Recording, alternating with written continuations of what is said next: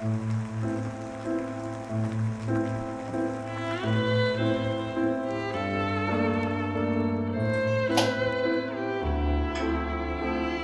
was a quiet, rainy day.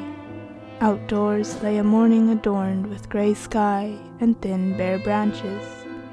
A last leaf or two left clinging, shaking in the cold air.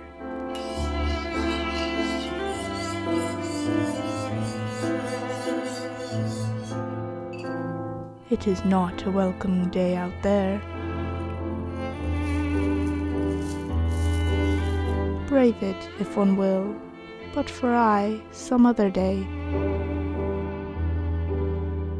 So turn away from the window, turn to the kitchen where coziness curls in the steam. Tuck the sleeves of your sweaters over your hands.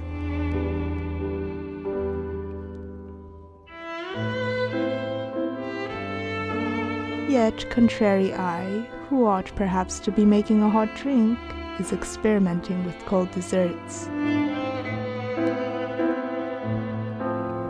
I am attempting to make a cake inspired by tiramisu, essentially a bastardized version of it, and thus proving my baking philosophy of yogurt in everything. I really must be hopelessly obsessed.